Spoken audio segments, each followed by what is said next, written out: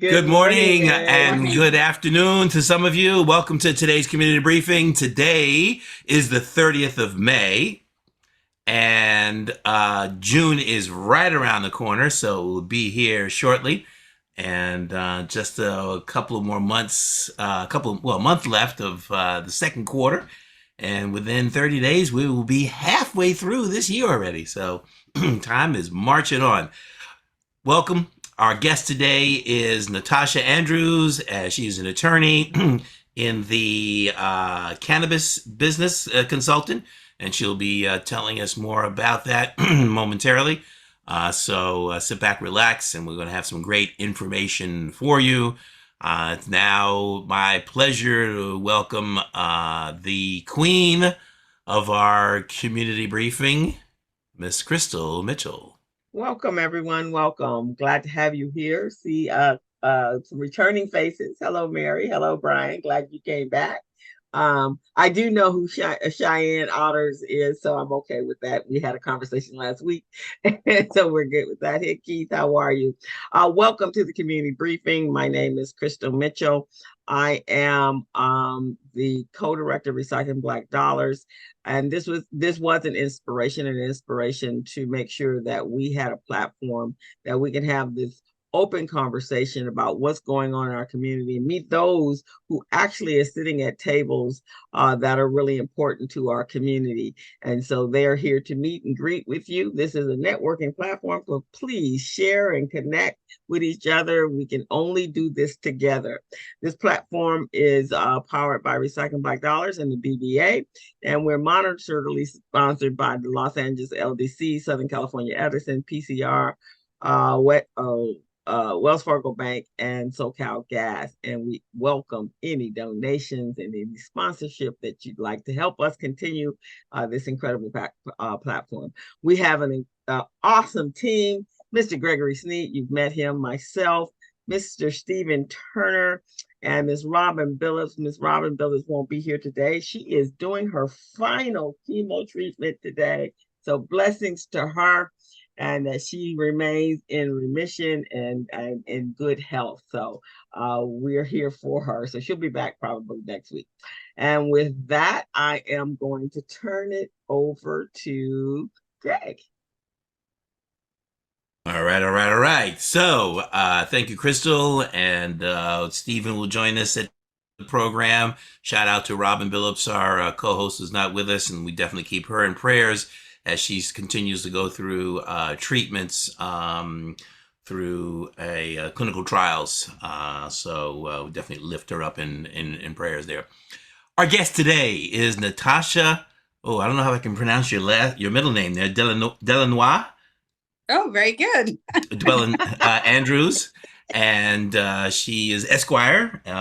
She's the executive director of an organization which we're about to show right now, of the National Association of Black Cannabis Lawyers. She's the executive director for the past 5 years. She's a cannabis attorney and business consultant, originally from New Jersey, and she's a graduate of both Rutgers University and Howard University School of Law. She's got a rich and diverse background, including a proven record of successful counseling, developing, and negotiating for her clients. She came to cannabis after practicing for several years as an immigration attorney, and she noticed a large number of clients across the industry facing deportation and permanent family separation as a result of low-level, non-violent cannabis convictions. And she was concerned by that trend, so she set out to better understand the underlying causes and connections. And I guess that one thing led to another, and she discovered on this personal journey, it led her to seek advocacy avenues and sensible drug policy reform. As I mentioned, she is originally from New Jersey. She mentioned earlier before that she had spent some time out here in the City of Angels in Los Angeles. She's now in, I used to call it the Queen City, right? Charlotte, North Carolina. Never quite figured out why they called it the Queen City. But she is also an instructor at Rutgers Law School. She was with Evergreen Solutions Group, Bridges Law Group, Andrews Law Group. Oh, where did Andrews? I don't know who that was. And so she started off as an immigration attorney. let's see. We had she's in the cannabis field. We had somebody a couple weeks ago in the wine industry, and she sent us some wine samples, but I don't recall seeing any cannabis samples from Ms. Andrews. So, on that note, let me and please join me in bringing to the virtual stage Natacha Andrews. Thank you very much. Coach Greg, all I can say is that clearly you are not a Bridgerton fan if you don't know why we're called the Queen City. Queen City after Queen Charlotte, Charlotte being the star character in Bridgerton series. But with that said, thank you very much for having me. I got it. So I'm an avid fan. So what is the opposite of a fan? Because my wife loves the show. Okay, she's a fanatic about it. But whatever the opposite of fan is, a man who married wisely. There you go. Yes. So thank you very, very much for having me here today. I definitely will be sharing a lot about this new proposed rule. I know we talked a little bit earlier about California and how they may be responding to this proposed rule and how that might be slightly different than the way that response is being felt across the country. Although there are 38 states that have legalized cannabis, there still remain 12 that have not legalized recreationally or medicinally. And so you can imagine that this is a big shock. If you can imagine where you were in 1996 when California first began this legalization journey, that's sort of where some of us still are today. And it speaks to sort of the fragmented system that we're living under right now, where we continue to have federally illegal cannabis, but state legalized cannabis. And so with that, if it's okay with you, I'd love to be able to share some slides. I think you have permission. Yeah. She Okay, have sharing permission. Yes. All right. Okay. All right. Hang in there with my technology now. Let's just make sure that this goes off. 1 second. It's saying that I'm holding on the armrest. It's waiting on you, it says. Oh, let's see. Let me see. Maybe no. Okay. All right. I should be able to share now. Yeah, try it again.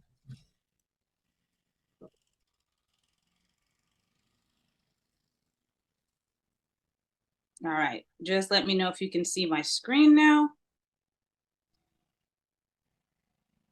Are you able to see that? Yeah. We do. I got to turn. You got to turn your phone. Everybody's got to turn on their sides to try to figure it out. Yeah, you got to turn your phone on the side. Okay. Yep, it doesn't want to, so let's see what we can do about that here. Is that better? Am I crooked and straight? You're still what is that, vertical as opposed to horizontal? We're gonna need some cannabis to turn to the side. Maybe that's the difference. Trick here. Well, you know what? I can send slides to you. I don't want to cause havoc here. I can send the slides to you to distribute at a later date if that's preferable, and I can just go through them. That's not a big deal. You let me know. I think because now if I'm not mistaken, I think she's sideways. If you can send them to Greg, then we can you can do them, can't you, Greg? Are you good with that? Okay. Yeah. Send them to Greg, and then Greg, you want to put your email? Okay, perfect. Are you on an iPhone? So, yes. So I'll go ahead and I'll just go ahead and share with you. I'm talking about the rescheduling of cannabis and that impact on underserved communities. When I say underserved communities, I think it goes without dispute that cannabis prohibition and essentially the war on drugs hit certain communities significantly more than others. Black communities in particular were over-policed, and enforcement was greatly used with cannabis and with other drugs that were deemed dangerous, right? We all know that during the 80s, we saw a huge rise in prisons, privatized prisons, people being incarcerated, the stripping of rights. All of that can tie back to cannabis, the use of cannabis. And so we take a step back and talk about the history, right? Taking a closer look, because right now we are seeing the largest, most impactful change on drug reform in the United States in well over 50 years. Cannabis prohibitions, one can argue, started with the Controlled Substances Act in 1970 under President Nixon. You know, as someone who teaches cannabis history, I know that it dates back further than that, right? We can look at 1937 with the Marijuana Tax Act. We can look even before then to see what sort of institutions were looking at removing cannabis from its everyday use. What some people may not realize is that we've known that cannabis was medicine for thousands of years the world over. And as a matter of fact, for a long period of time, since the inception of the United States, colonists themselves were required to grow hemp, right? We hear a lot about hemp and we hear about cannabis as if they are different things, and essentially they're not. It all comes from the same plant, Cannabis sativa. And so the interesting thing is that cannabis has taken one path, hemp another. We know that hemp is legal in all 50 states, and that's where you get your CBD and your CBD products. You also get a lot of these, we call them the alphabet soup, right, of cannabis. You get these THCA and THN and all of these other components, right, from the cannabis plant. And we're just now beginning to explore those because of the length of time that prohibition went on in the US. But if we fast forward to 1970, when the Controlled Substances Act was first implemented, we can look at that history and try to find out why. Why was it classified the way it was? More specifically, we know that the current proposed rule is to take cannabis from a Schedule I to a Schedule III controlled substance. And a lot of people wonder, what does that mean, right? Schedule I indicates that it is at the top of our list. There are 5 different schedules, number 1 being the most dangerous drugs out there. Essentially, what they're saying about cannabis or marijuana is that it is without medical use or medical validity, and that it has a high propensity for abuse or addiction. We know that that is not true. It is evidenced by the well over 20 years where legalization has occurred in the United States, but we don't even have to go there. Again, this is thousands of years in the making. We know that it isn't true. We know that it wasn't true when it was first placed on the CSA. We know that under the Nixon administration, there were some political reasons for classifying cannabis the way that it was classified. And none of that came from the scientific or medical community. It really came as a political ploy, if you will, as to why this needed to be categorized in the most restrictive and most stringent category. All the reports that were commissioned to concur whether this was actually the right move came back saying, no, absolutely not. There is no evidence that this is a substance with a high propensity for abuse or addiction, and it absolutely has medical uses. Most people can think of certain medical uses off the top, things like epilepsy and Parkinson's and glaucoma, PTSD, cancer. Those are often associated with the medicinal benefits of using plant medicine, in particular cannabis, but there are more, and there are things yet to be discovered. Part of the reason we don't have access to those discoveries is because although technology has advanced tremendously over the past 80 years or so, we've been frozen in time. And so cannabis has not had the luxury of advancing in its research the same way other medications or other things have evolved over time. And so we find ourselves in a place now where we're trying to scramble to figure out where cannabis should be placed. So as I stated, Schedule I is the most restrictive. In Schedule I, you find things like heroin, and you find LSD, and you also, interestingly enough, find peyote, right? Those are things without medicinal value, according to the CSA. And also with a high propensity for abuse, as I stated. In Schedule III is where you'll find things like a low-dose morphine. You'll find anabolic steroids. You'll find ketamine, right? And in that middle, between Schedules I and III, you'll find things like cocaine and fentanyl. So if you would imagine, we are saying that cannabis is more dangerous and less medicinally valuable than cocaine and then fentanyl. So that begs a lot of questions that we probably don't have time to delve into today, but it begs a lot of questions. Who stands to gain by the categories that we choose? And so I've taken you on a brief historical view. And when we look at the compartments that one might see impact, right, benefit from the rescheduling of cannabis, we look at health and wellness, we look at wealth, and we look at reparative justice, at least through the National Association of Black Cannabis Lawyers. That's part of what we do.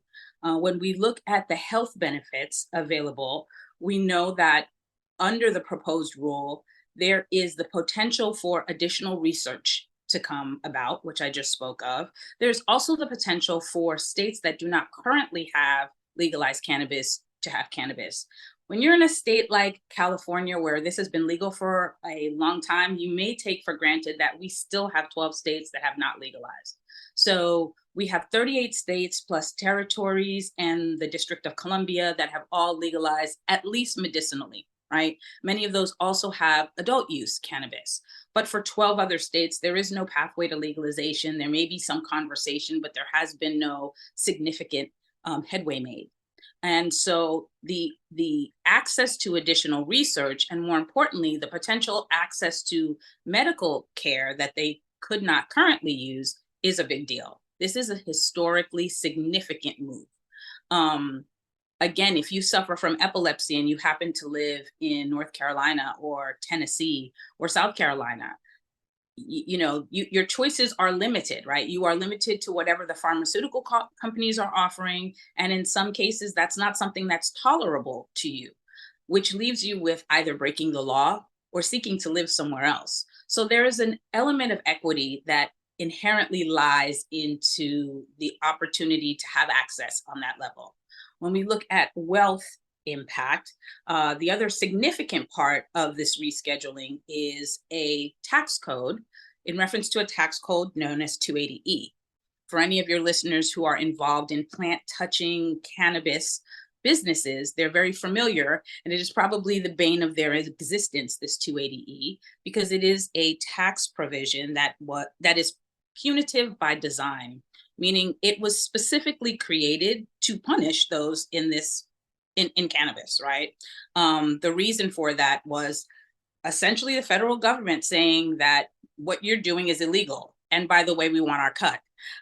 Because it is illegal, and to discourage people from trafficking in cannabis specifically, 280 came about. And what 280 says is that as a business owner, from a federal perspective, if you are plant touching, then you will be taxed on your gross income and not on your net income. If you're a business owner, you know that you can write off certain essentials, right? Necessary things for your business, essential things for your business, your mortgage or lease, your lights and electricity, your payroll, your supplies. All of those things are write-offs at the end of the year. And if you are in a plant-touching THC business, currently as it stands, you cannot write any of those things off, thus making cannabis businesses very cost prohibitive for a lot of reasons, right? That isn't the only reason why they can be cost prohibitive, but it's certainly a large one. So you can imagine that there would be a lot of relief in getting rid or doing away with 280E. And so again, that's significant for people who are in that position. When we look at the third bucket, which would be reparative justice, unfortunately, what we see is a big zero. No aspect of rescheduling is reparative in nature. And when I said earlier that African-American communities are communities that have been most detrimentally harmed and impacted by prohibition and the war on drugs, I think it is worth noting at this moment that the most significant movement that we've made in nearly 60 years now is one that deals specifically with the financial burden and relieving a financial burden. Research is possible, and I say possible because there are some other barriers to the ease of research. Whereas other Schedule III drugs may readily and easily have a pathway for research and for extending dollars into research, there are some things by design in the CSA that limit the ability for THC, plant-touching cannabis to be part of that research. And so we'll have to see how that evolves. What I say about this new proposed rule is that it probably poses more questions than it answers, because we know that there is the intention there to reschedule. We don't necessarily know the how, right? There are a lot of vehicles and a lot of questions that this presents, such as, what does this mean for interstate commerce? If I need my Keppra and I live in North Carolina, then my Keppra might come from Tennessee, it might come from Texas, and it's still sent over. It's still shipped over from pharmacy A to pharmacy B, or from Pfizer over to my doctor's office. But will cannabis have that same sort of ability? And as it stands right now, we don't have the answers to that. Very likely, if things remain exactly as they are, and there are no additional rules added, that isn't going to be something that happens easily. We also look at how does this impact currently legal, state legal medical cannabis dispensaries and practices? How are they impacted by this new rule, right? Now that the DEA and the FDA will be involved in how cannabis is manufactured and given to patients, what will this do to currently existing programs, right? And those license holders? Again, those are questions that come about as a result. When I say zero impact, I mean from a reparative justice and a criminal justice perspective, it is still illegal. It will be illegal even when this change occurs. Think about it this way: your oxycodone is also a Schedule III drug. You won't get arrested for picking up your prescription, but certainly if you are sharing your prescription or selling your prescription, or if you were to open up a stand and start distributing that prescription and without the proper licensing, that would be a big problem, right? You would probably spend a lot of unwanted time in a very tiny room if you decided to do that with your prescription or anyone else's. So it will remain illegal at that federal level. Those that operate in state legal cannabis programs, be they medicinal or adult use, will still find themselves operating in this gray space of legality that we currently work in. What will likely happen as well is enforcement, right? Which comes from the DEA, that enforcement arm of things. They don't currently have a directive to pursue, but things stand unclear as a result of the announcement as it stands. The rest of that impact conversation has to look at the wealth that we talked about, right? That decrease in 280E. When we look at impacting Black communities in particular, we have to look at the numbers of Black businesses that exist in this plant touching side of things, correct? So if you already have challenges with accessing capital, simply rescheduling is not going to change your ability to access capital. There's nothing about saying this is a Schedule I drug versus this is a Schedule III drug that will make getting a loan at the bank any easier or any more difficult. It will be exactly as it is. For people who don't have access to capital and who aren't already in that space where they can open a business in this cannabis space, 280E isn't going to make or break them in and of itself. And I've already touched upon sort of some of the limitations as it pertains to the research, right? When you think about the top 5 conditions that tend to affect and most detrimentally impact African Americans from a health perspective, we're looking at hypertension, prostate cancer, breast cancer, stroke, and diabetes. Those are the top 5. Are there medical implications for cannabis in these sectors? There may be, but that research has to come about, right? So that research has to be approved, and there has to be someone who cares enough to do that research. So we have to ask the questions when we legalize, right, at the federal level, when we look to make changes in cannabis, are we being intentional about trying to positively impact the same communities that we so vigorously negatively impact? That is a big question that we pose once again, and we really seek to get answers to that and to hold people accountable for being intentional with the repair as much as they were with the harm in communities that were detrimentally impacted. We are currently in the public comment period with the rule. The rule was proposed about a week ago now, a little over a week ago. And so at this step in the process, there is a 60-day window that exists in which people can make comments. People can share their thoughts and opinions, what is good about the proposed rule, what are some of the shortcomings. And we cannot emphasize enough to people how important it is to participate in this public comment period. It is sort of a one shot at this very historical movement. And it is a time to emphasize why why certain other aspects need to be considered.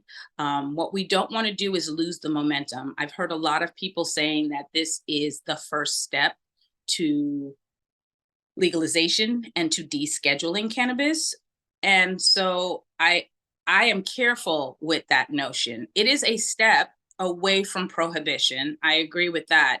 I don't know that it is the logical step towards causing repair, right? Because people could stop right here. Those who benefit from the removal of 280E and the research might have achieved everything that they wanted to achieve, right? And those are going to be the people with the most power in this instance and the most wealth in this instance to push for additional change. And so the question becomes, will they push for additional change, or will they be satisfied with the fact that they have access now to capital and they also have access to research? It could be a done deal if they aren't facing things like the deprivation of civil rights, of housing, of job opportunities, deportations. If they're not facing those types of issues, it will be dependent on the rest of us to continue to make those issues the types of things that need to be talked about. So oftentimes people who don't utilize cannabis think that this is not their issue.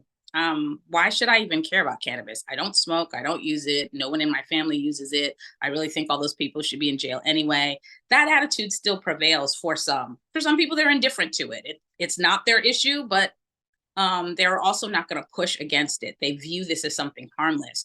I propose to people that it's kind of everyone's issue, because for the most part, we can choose not to utilize cannabis. Every single one of us can say, it's not my thing. That's not how I choose to use my lungs. It's not how I want to spend my recreational time. I like to be in full capacity of myself at all times. But those are the people who are fortunate and do not elect to utilize a substance for recreational purposes. And I understand that choice. But none of us can be sure that we won't wake up one morning and need cannabis, right? Or a loved one won't need cannabis. We don't know what our medical future holds, right? And so, unfortunately, there are far too many people who turn their nose up at this as a non-issue in their lives until they get that call. And then they frantically want everyone to listen to them because it is now their issue. And if we don't ever get out of that cycle, we'll continue to be here. It's up to the people for whom it is not an issue to be vocal. It's why I do what I do. It's not exactly popular to be, or it hasn't been very popular to be an attorney in this space. Sometimes your credibility is, when you are at the forefront of a movement like this, it can raise an eyebrow as to what are you doing? Where is the credibility in this? This is not something we should get ourselves involved with. But I absolutely think it is imperative that we lend our credibility to issues of this nature. Otherwise, we'll find ourselves in a position of widening gaps of health equity, wealth equity, and civil rights, quite honestly. There are so many things tied into the deprivation of rights that come with cannabis prohibition that people don't think about in the day-to-day. And so for me, for my colleagues, for other professionals, I implore them to get into the conversation. For people who don't utilize it, I implore them to get in the conversation. Even for the people who disagree with it, I implore them to get into the conversation, because you cannot shape the direction that the law is going to take if you don't ever get into the conversation about it. And that's essentially it. That was awesome. Thank you so much. There's a lot to unpack there.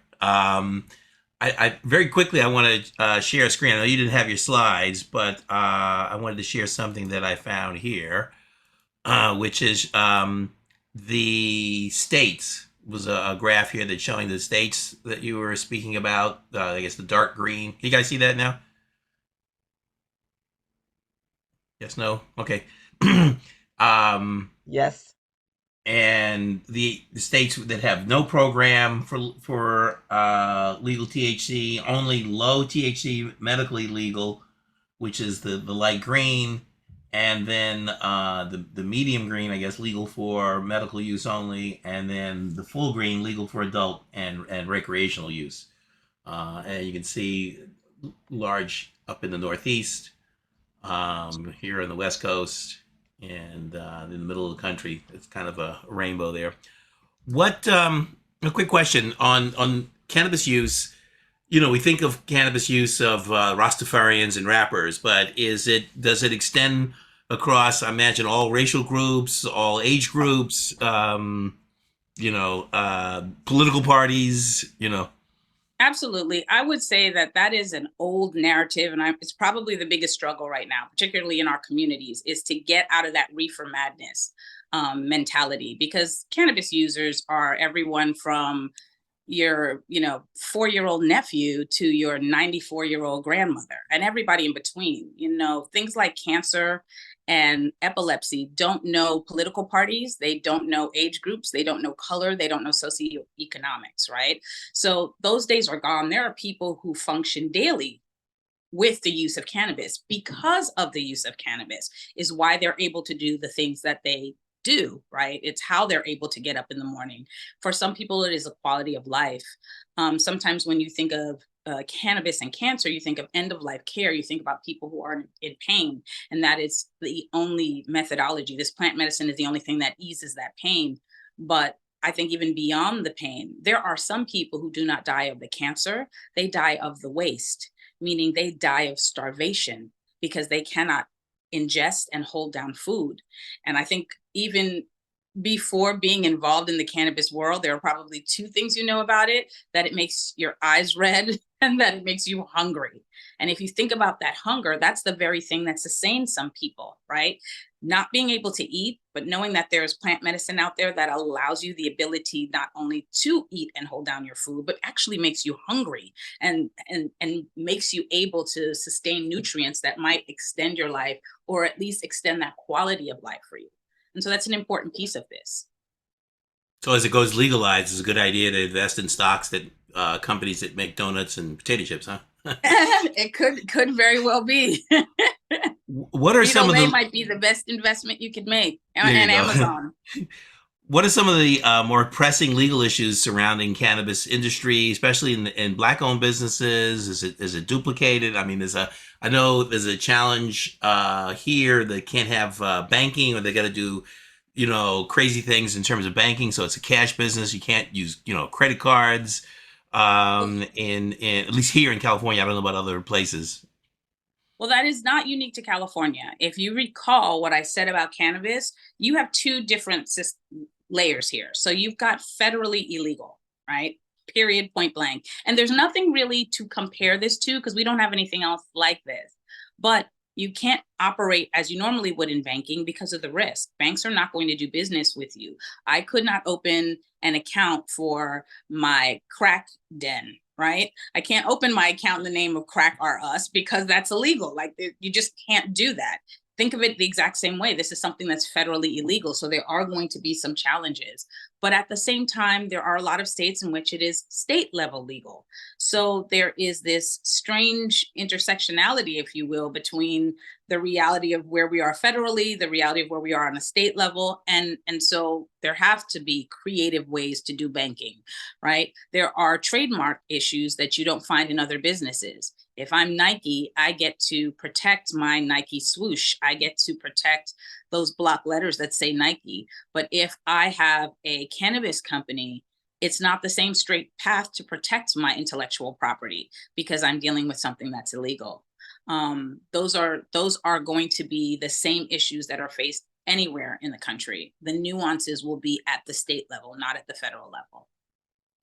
Yeah, I was reading about an article about that the manufacturer of Skittles took action against a company that had named one of the products or strains, whatever, after Skittles or something like that, and they had to change it because it was implicating them into the cannabis business, and they didn't want to have anything to do with it, even though probably somebody who smokes might be want Skittles. Well, see, the protection is on their side, right? So it's not, though, on the side of the company who may start I may start a great plant touching company, and I want to be able to protect it too. I want to make sure that the dispensary down the block doesn't take the name of my dispensary, and now I can't. You'd also asked about things that directly impact Black communities. I will tell you, in addition to what I said before about access to capital, there are tons of predatory practices that occur. And that's extremely unfortunate, but because of the poor way we have gone about dealing with social equity, quite honestly, I think the fact that we try to treat social equity as if it were charity is probably at the root of the problem. And that's probably because people don't realize this isn't a matter of charity, it's a matter of paying in advance. When I go to the airport and I get on the plane, no one is doing me a favor when they let me in the door. I already paid for my ticket. The communities that have paid with their lives, their livelihood, their welfare, their education, have prepaid for the access that everyone is enjoying. And yet, when it comes to getting a foothold into the business side of cannabis, oftentimes you see that there are barriers, systematic barriers that preclude them from entry. And that is often treated like charity. In the process, you have some bad actors out there who prey on that and say, hey, I can take this person who qualifies under social equity but doesn't have the capital to do so. I can essentially pay them a nominal amount, have this extremely unconscionable contract drawn up because I've got the money to hire the big lawyers to draft my contracts, and they're just happy to get into this industry. Now I've propped them up as a figurehead for my company so I can essentially jump the line and get one of these social equity licenses. And time after time, we're hearing about those people being quickly discarded after those licenses are obtained, or having a role that is so insignificant that they really have no say-so in the direction of the company. And those practices are happening often, and they're happening everywhere around the country, which is making this situation even more disheartening. I'm That's glad you what mentioned the had. word lawyer. Sorry, Chris, one more question I'll get to Mhm. you. As founder of the National Association of Black Cannabis Lawyers, what are the challenges there about getting into the legal side of the cannabis industry? Is it accessible, inclusive of people of color? Is it equal? Is it more challenging? Tell us about that, the organization and your role in that. Absolutely. So the organization was started. I'm also the founder of NABCL, and it was really started because I came to cannabis without a clue. Right. I was working as an immigration attorney 4 years ago. It's the world that I knew, and I didn't know much about cannabis, but I did know that I saw plenty of people come in through the detention centers as a result of nonviolent low-level cannabis charges. That was the extent of my knowledge. I didn't even know it was legal out in California or anywhere else. And I just so happened to attend an event that was being done by Black Enterprises, and there on one of their stages was an attorney who identified himself as a cannabis attorney. That wasn't the purpose of the panel. It wasn't the focus of the panel, but I found it remarkable that someone said that they were a cannabis attorney. I naturally assumed he was a criminal attorney, but I engaged in conversation with him, and he was from Seattle, Washington. And it was then that I realized, wait, there is an industry here. Fast forward to a trip I happened to take to Seattle, where I was for the first time in an open market that had cannabis. Every corner, probably more dispensaries than there are Starbucks. And if you know much about Starbucks, you know that Seattle is the home of Starbucks. So it was insane to see, and it was a completely huge departure from what I knew. When I returned, though, I immediately had a disturbing feeling about what was clearly a disparity, right? How are we removing people in droves, right? Primarily people of color from this country because of this plant, but also allowing for a burgeoning industry. I quickly kind of scoured to find other attorneys who were trying to learn and understand this area of law, and found that although there were a lot of conversations about diversity and inclusion, this is back in 2020 when those words were not cuss words. There was a lot of talk about diversity and inclusion, but when you looked around the rooms at who was making decisions and who was leading these conversations, there was no diversity and inclusion. And for me, the automatic thought was, how do we think we're going to get to diversity and inclusion when we haven't even diversified the body of people who are supposedly seeking that? We are not diverse at the leadership level. And what I found was it was difficult to get attorneys of color, Black attorneys, out from behind the stigma, and to take this as a legitimate practice area and to connect with one another across the nation.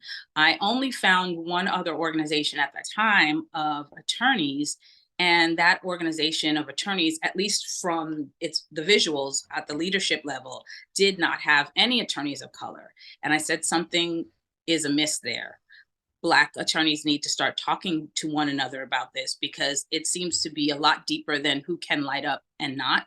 there seem to be some civil rights implications here that are going unchecked because no one's having that conversation. And so I would say the biggest challenge has been that aspect of it, right? The legitimacy, the thing that makes people comfortable enough to say, I'm willing to listen and have this conversation because I trust that you're not taking me down some crazy road, right?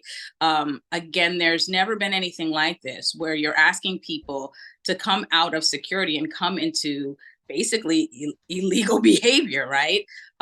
Some argue that, well, any of us who work in a space that is cannabis or cannabis adjacent are essentially either breaking the law ourselves or we are at least coercing or conspiring with others to break the law. That's not something that you can make a phone call to your classmates, your former classmates, and say, hey, you want to join me in anarchy? It's just not a comfortable conversation. And so for the first couple of years, I think that's where our challenges emanated from, was getting people to understand we're not here because we think it's really cool to light up and we want everyone to be on pot. We're here because there are some serious considerations, and whether you like it or not, believe in it or not, practice it or not, this is happening, right? And pretending that it's not happening isn't going to help anyone. If we wait till after the foundation has been laid to speak up, then the foundation has already been laid. And what we'll be trying to do for the next 100 years, i.e. Brown versus Board of Education, is trying to fix what was already done, rather than being part of laying that foundation and being very vocal about what will and will not be accepted. It's so interesting. First, I have first question is for the states that have legalized cannabis, how much tax revenue has been generated and received, and where is it being distributed, if it's being distributed back out to the communities?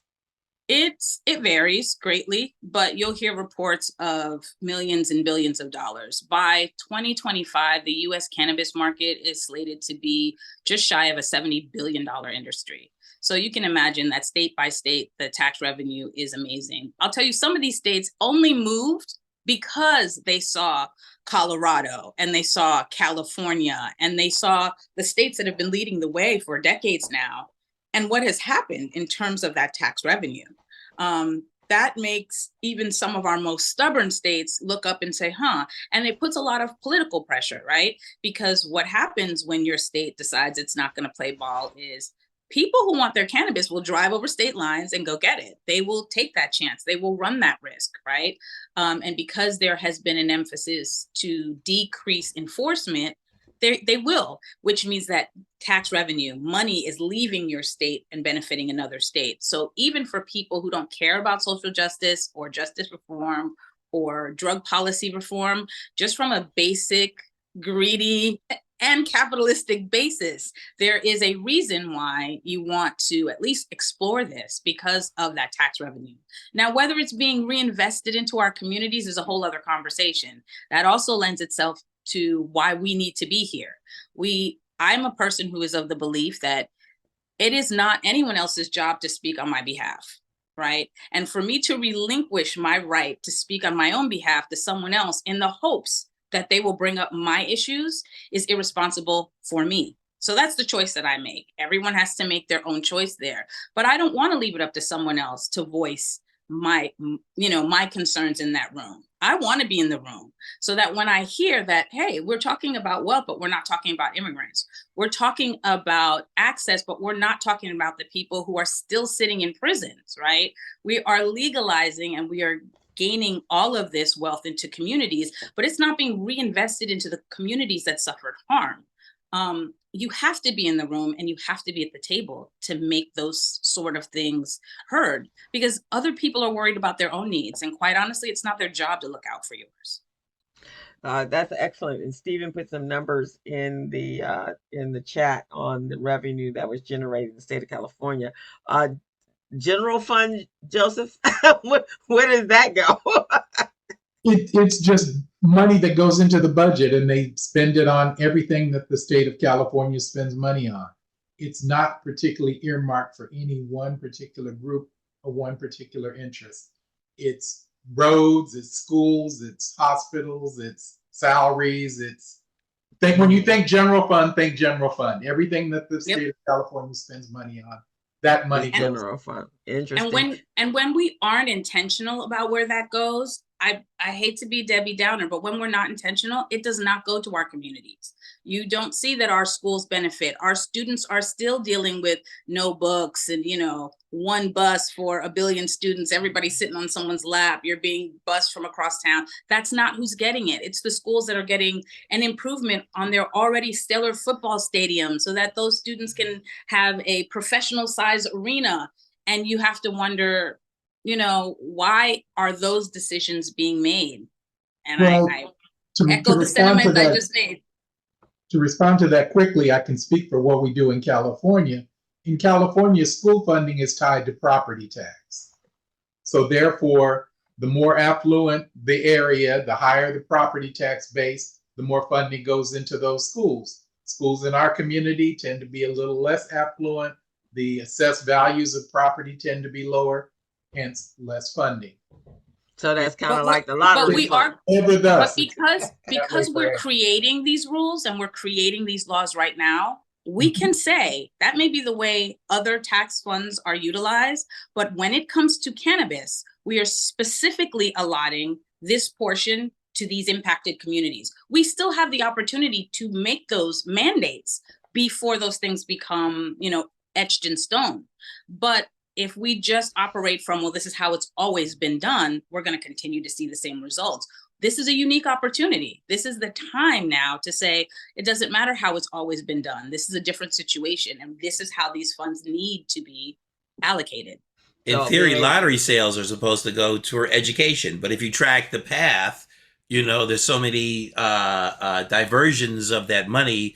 Very little of it goes to it. I just pulled up on for California, and between the fees and taxes, if a selling price of a cannabis product is $35, the price that the consumer is paying is $54.28. So that is a 55% tax cumulative between the tax and fees, 55%. So half, more than half.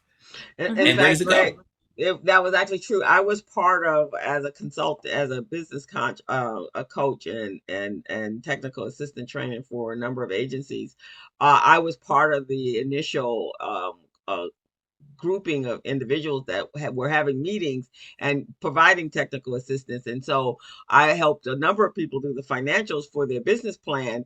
And so it really made it more advantageous for you to be a supplier to those that were in the cannabis business, because you got the write-offs, right? So if you were being distribution, soil, whatever the equipment is, then you were better off than the one that was actually selling the cannabis, because there was really literally no profit on your side because it was being taken from the growth.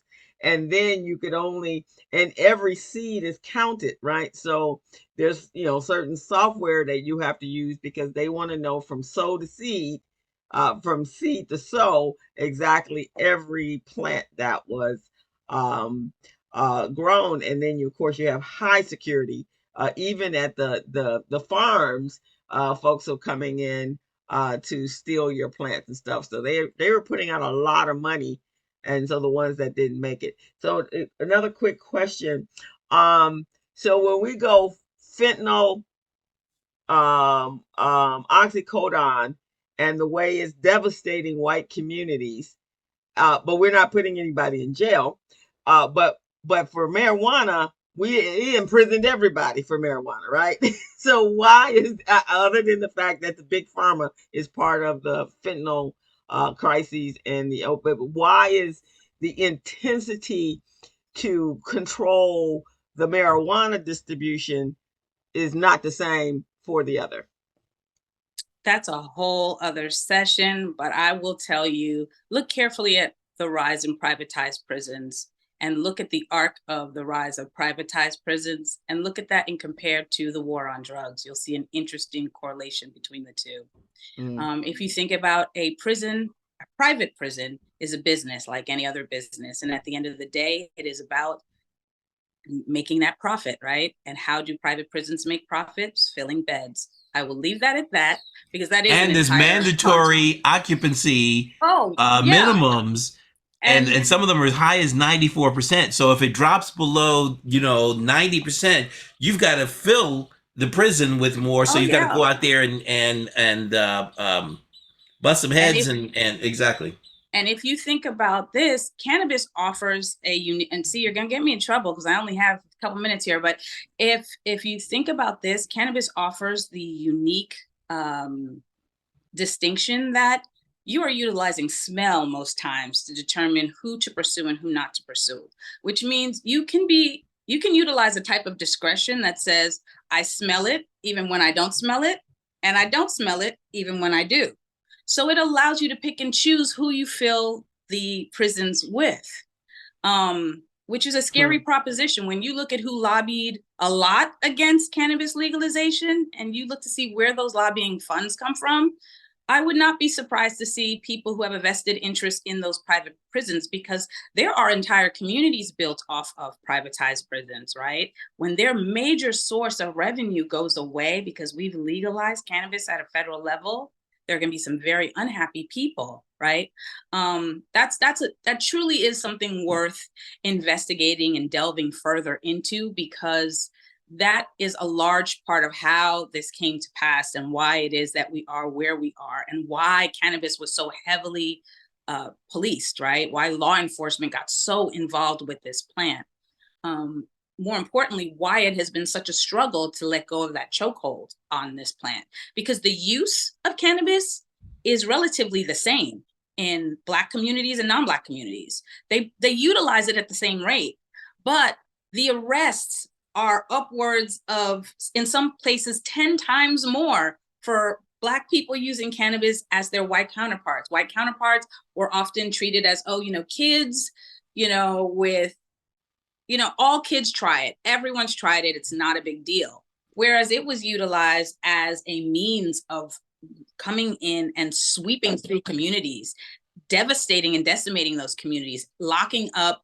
There are currently more Black men in prison than in college. We've heard that statistic ad nauseum, but there's a reason for that. And when you look at that trajectory, that historical trajectory of when did this occur, how did this occur, you see a lot of parallels. And I don't think that's by coincidence. I don't think so either, especially when, during the major part of the Oxy war, and as well as the fentanyl, you literally saw them lined up outside of clinics, and it was no problem. They could have arrested like whole towns of people, versus I don't know how many people. I don't think there's very many people that have died from smoking the joint. But there are none. I want to clarify that. No. That's an important statistic, because that's one of the lies that is told. When you hear that people have died, there's usually something laced with something. No one has been recorded as having died from the use of, maybe eating too many Doritos afterwards. Maybe that's tied to obesity, but it wasn't because of smoking a joint. Right. But you see the deaths. I mean, just whole absolutely. towns have been wiped out of young people and old people who've gotten hooked on that. So that injustice, which we know there's a duplicity of justice in this country anyway. But it's just amazing, because they could have just rounded up. If they wanted to put some folks in a prison, they could have rounded up boatloads of folks every single day that was standing outside of illegal clinics. Those are not the people they wanted to put in the prisons. Well, of course. You have been awesome, and I see in the chat everyone is just a lot of great information. So again, we have to come back down to advocacy, right? We have to fight for what's important for us. We cannot be apathetic on things that pertain to our communities that are devastating our communities. That war on marijuana has really, crack was one thing, but to really push the marijuana, a lot of our young people have acquired cases based upon that. And of course, now they are no longer eligible to vote. They are just not part of society. And then you question why they choose crime. Well, you force them into crime because they have no other way to generate revenue or to create money for their families and take care of their families. So vicious cycle. One of the important things that was, because I wasn't able to share the slides, NABCL is part of a coalition called United for Marijuana Decriminalization. And one of the things I provide is a QR code that takes you to our API tool. That tool kind of walks you through the public comment period and how you can participate. Again, that's a 60-day window. So we want to encourage people to go on there and at least utilize and look at those tools so that they can make their voices heard, because it's bigger than just the smoke. If you can, if you're able to copy the QR code into the chat, that would be helpful too. Okay, and wonderful. then send that to us. We can make sure we distribute that out. We want to help you. All righty. Thank you, Natacha. You have been a breath of information, and we appreciate you coming here. Please feel free to come back anytime you need our support. However we can help, we'd love to be able to help. And Stephen? Yeah, we got into the weeds on the subject today, right? Well, I knew that had to happen. Attorney Andrews, I cannot leave you without asking these two questions. What do you feel are the business opportunities in the cannabis industry? Well, I'll tell you right now. So one of the things I love doing in my consultation services is to talk to people about ancillary businesses. I know that, Crystal, you mentioned, who's making the money, right? And you talked about the non-THC touching, which is essentially what I was saying before. It's those ancillary businesses right now. They don't worry about 280E. They don't worry about all of these things that I just talked about. And it doesn't detrimentally impact their businesses. When you think of things like, if you've ever been in a dispensary, they have those little bags that they're scent-proof bags, they're child-proof bags, they're, I think even the person who wants to get to the product can't get in the bag. But somebody had to invent that. Someone had to put that into the market. Yeah. And so that's something that you can make your money in. If you have transferable skills, it's an entire industry. So whether it is that you're a photographer or you're a marketing person, you can tailor your marketing business to market for cannabis. You're not touching the plant. You can make all the money in the world, and you can distinguish yourself from other marketing firms that don't have a specialty. So there are a lot of creative ways. I love sharing those with people. And I'm a gardener, I'm a gardener, and I now go and get all of my supplies from a distribution center that really sells to the cannabis industry, to those that are growing cannabis. Best soil on the planet. When I went, it's like mega soil. And and when we went to a gardening show up in Ventura, that's who we met. Everyone had really diverted. They had been in the distribution of weed or smoking weed, and then they became creators for fertilizer and compost and hydroponics. And so that industry right there is huge, and that's where we now go get our soil. So yeah, those auxiliary programs, businesses, that's where you need to get in, because if they're making $2 billion or $3 billion on the tax part of it, then you can actually write off your expenses and file taxes like regular people and use banks to restore your money. Right. You can use banks, and some of those opportunities are international. Don't forget that. Those are going to be your international, not just your state and federal. You don't have to worry about interstate commerce. You don't have to worry about those limitations.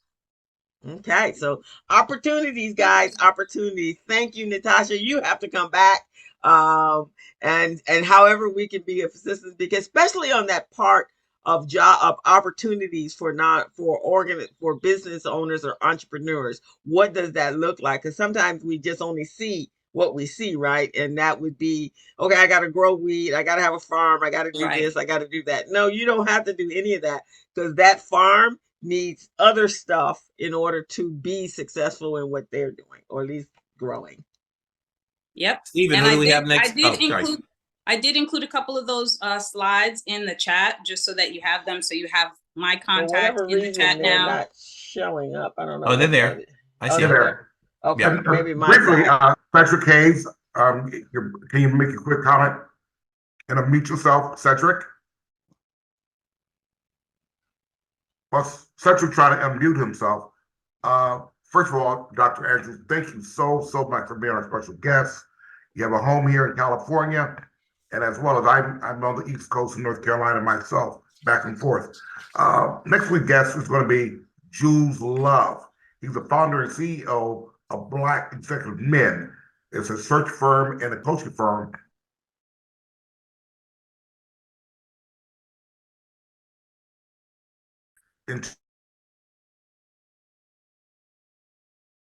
to be in the C-suite. So Cedric, are you ready? Briefly, Cedric, you're on. Can you hear me? Yeah. Hello? I can hear Yes, him barely. we can hear you. All right. Let's see. Is that better? Yeah. Mm-hmm. Getting Okay. there. Yeah. My name is Cedric Haynes. I'm just a fly on the wall in this conversation. I love the dialogue. I love everything that's going on here. I am a business owner in Lakewood, California.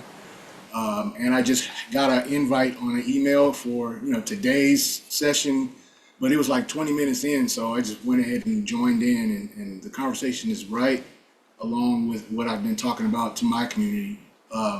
In the gold rush times, I mentioned it in the chat.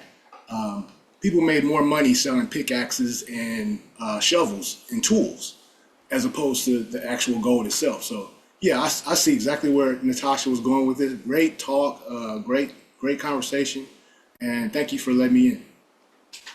Please Thank come you. back.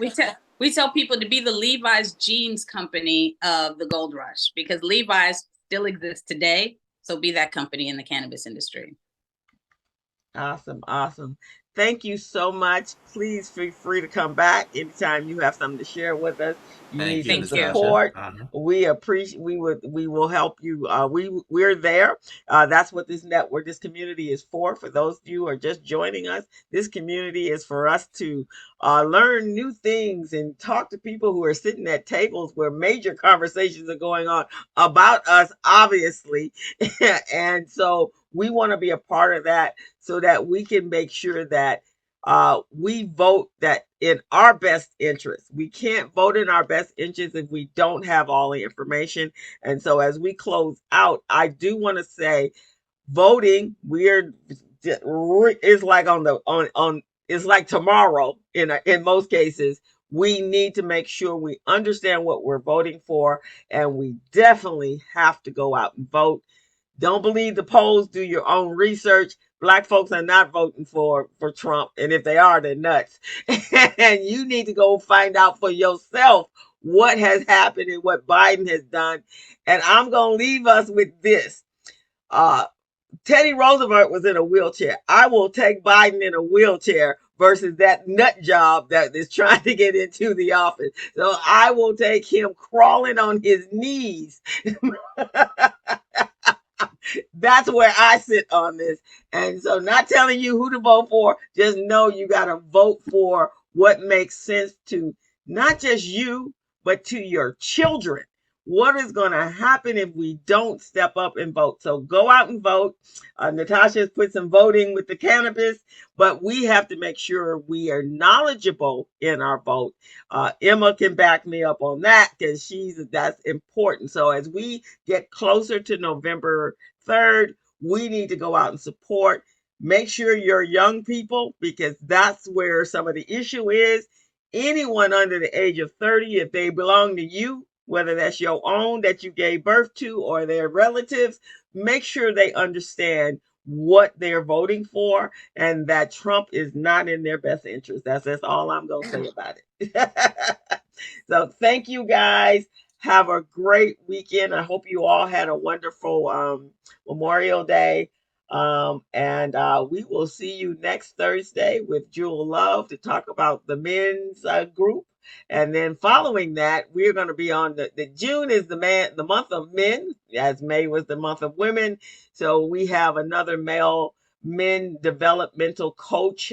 He has a book called Joker to King, and it's an excellent book and how to go from a boy to a man. And so that you guys want to come back, tell your friends, share this video. It will be up in on our YouTube channel, the Community Briefing, momentarily. And in the meantime, go to our Recycling Black Dollars Facebook page and also the community briefing group page, and you can see it there. Thank you all, and we will see you next week. Have a wonderful week. Be safe out there. Make sure you corral your children to make sure they're voting the proper way. Thank you, guys. Thank you, Natasha. You're welcome. Bye. Have a wonderful Bye week. bye.